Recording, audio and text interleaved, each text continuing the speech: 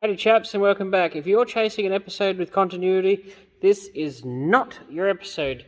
I have been filming all sorts of random stuff and I've been just focused too much on work, and I've sort of been focusing on that and a bunch of odd jobs, plus my brother came down from Sydney this week, which was excellent. Haven't seen him in a very long time.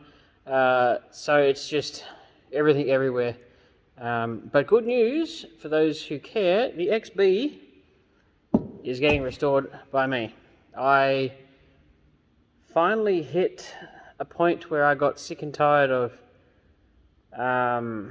people wasting my time, and I thought, you know what, if you can't see the goodness in that car, I'm going to have the goodness in that car. So we're restoring that, and you will see that on upcoming episodes, and you'll see some of it in this one. So I hope you like this jumbled mess, and see if you can follow it.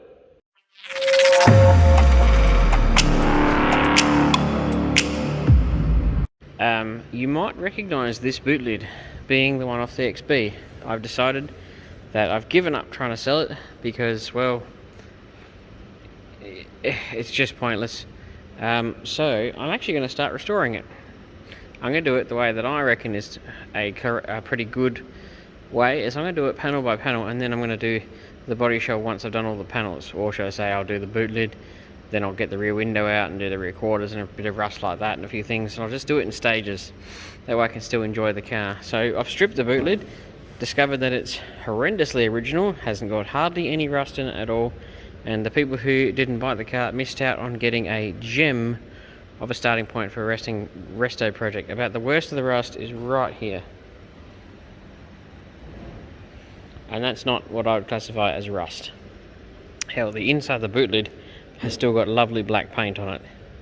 And all of these Ford badges actually undid with their pins, and none of them broke. All these clips came off, everything. All original. And also when I took the boot lid off, I noticed that I was the first one to take it off since it was new. The other piece of news for the week is we're about to tackle some more of this. I'm going to pull out the back corner there, and then I'm going to rip out the inner rear quarters and start putting in the new ones. I think on the inside of this it's got a bit of interesting work going on down there. So once this comes out, this panel here, I might have to do some repairs up there. Also I pulled the two rods out, and yeah, finish across the bottom here. So all we're going to do is this little hole here and this little bit here, and the tail light panel is done. The rear beaver panel required nothing. We've got these two, I call them corner bits, but they're the end of the rear quarters. They're coming. They should actually be here this week.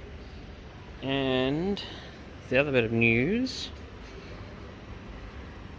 I'm on my phone at the moment, not my normal camera, so the quality could be a bit different. I went to Just Commodore Spares and picked up an air intake, radiator, thermofans, aircon condenser, and have now got the Commodore to the point where it can run for more than 35 seconds, get up to temp.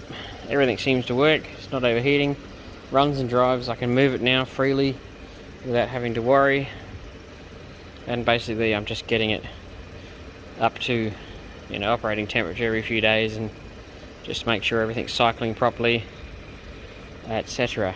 I had a little issue with this car. It had a bit of an engine light come on for a bit, and it was shaking violently, but it's gone now, but I don't know what that was.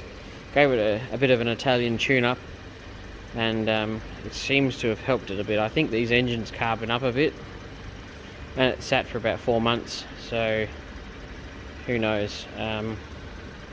But yeah, this is making progress. I've got to get a couple more bits and then it's pretty much done. And obviously I've got to paint the front bar, but I'm considering the XB didn't sell, this is now taking a bit longer to finish, but I'm still getting there. It's coming along quite nicely. So I'll give you an update, because I'm going to get the old boy to do the XB's boot lid while I work on the coupe.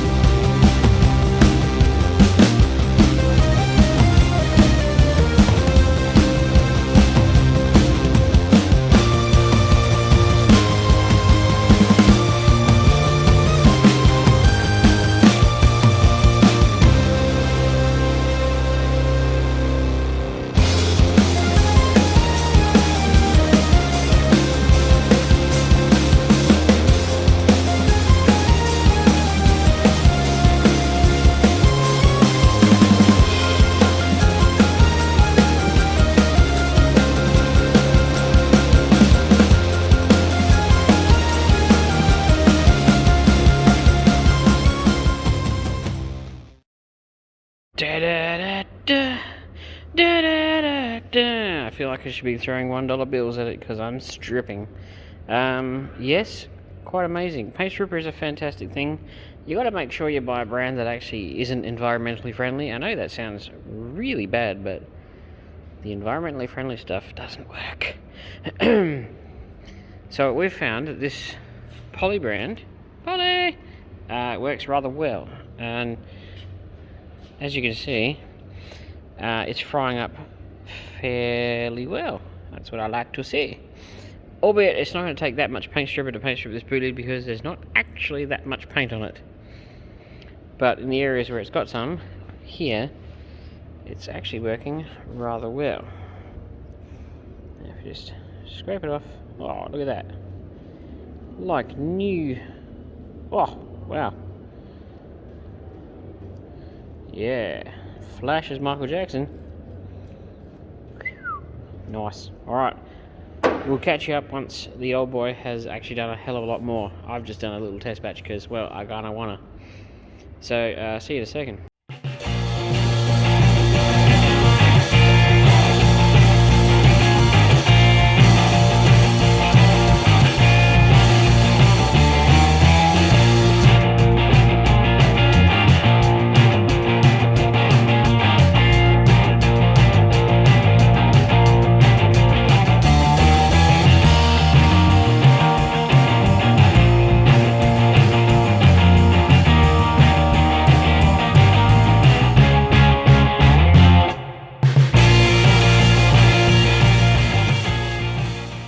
Alright, it's come up really well. Second pass of the anti-rust stuff. I think it's called Rust Bust. Basically dioxidine with a bit of phosphate in it, and I think that's what's made of it.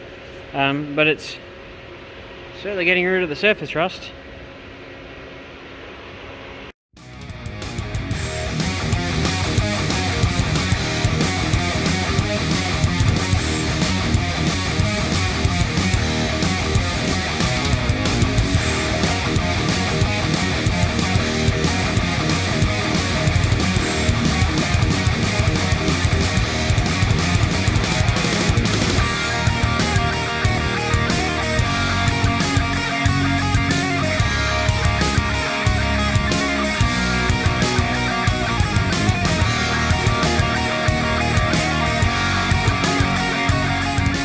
Alrighty chaps, I thought I'd do a bit of old school XA Coupe Guard videoing, phone style, and do a bit of close-up, talk you through kind of stuff. Now, I do have some new subscribers and things like that, so they probably haven't seen this stuff from the old videos. But as far as picking panels apart, I'll just do a bit of a walkthrough, because first off, I'm just trying to find some spot welds. Basically, a spot weld is an indentation where you can see that a machine's actually done a weld through. You can see them here as well. So you got to find them, and you basically mark them out with the texter if you can. If you can see them, then don't worry. Then I use a spot weld drill bit. It's flat with a very, very pointy tip on it, and then you drill through just the outer layer till you hit the panel behind. Sometimes you'll go through, sometimes you'll just hit rust. As you can see, it was training day here, so there's two welds when really there should only be one in that area. It should be one there and one there rather than four. And then what I use is this chisel.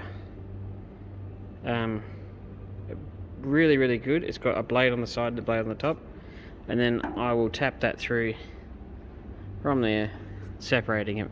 The key here is trying to not destroy the parts, because yeah, sometimes spot welds can be a little bit frustrating to undo and tricky. Sometimes you got to crack the ultimate proverbials and just have at it, but most of the time you really are trying to save this. So you want to get this panel here, which is the outer quarter panel, away from this panel and not destroy either of them. So if you drill out your spot weld perfectly, the panel should just pop off. However, sometimes that's not the case and you have to chisel it a little bit. But realistically, that's what you're aiming for when you want to separate panels.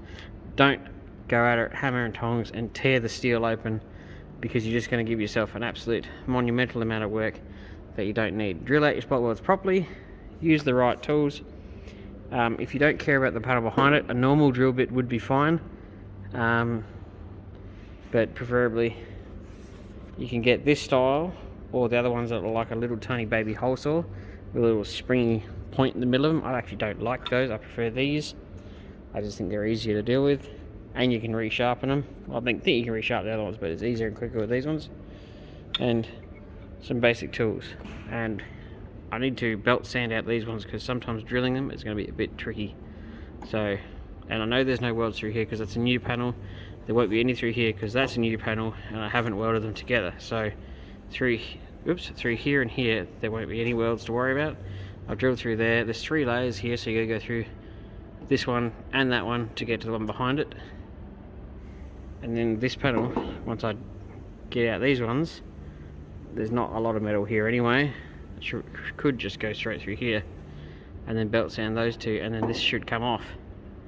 And then we're going to replace it with a new one, but obviously not today because they haven't turned up yet, but we're at least getting it out for now. So this might be useful for somebody, it might not be, but I thought I'd throw it in for old time's sake.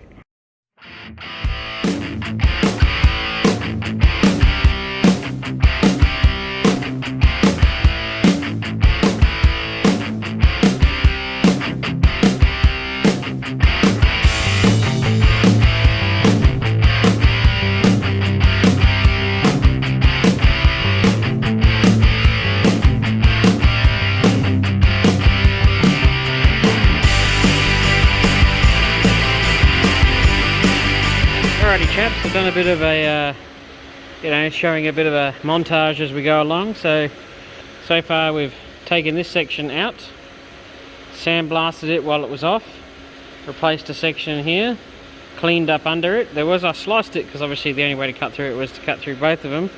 So while this was off, I peeled this up, was able to re-weld that split, then put this bit back on perfectly clean.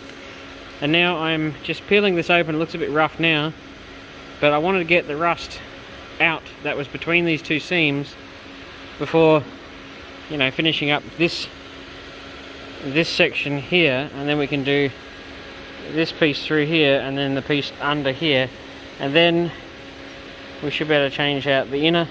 But we're all making progress. This stuff, despite how it doesn't look that difficult, is surprisingly time consuming because you've got to get all, and I've still got to wire wheel up in the top corner. I've sandblasted, that's why it looks so clean, but I wanted to make sure that seam was perfect, and it just takes so much time just messing around with it trying to get it perfect.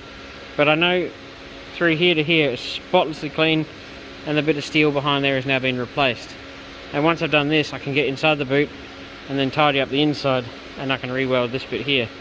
But sometimes it pays just to cut a piece off just so you can get behind it, and plus we had to because we needed to fix that bit there. I'm doing it in stages, so now I'm going to do, once I weld this back together and clean up in there and copper spray it, and then do this bit, which shouldn't be too hard, and then we can tackle the bottom side of that. But they're all progressing along quite nicely.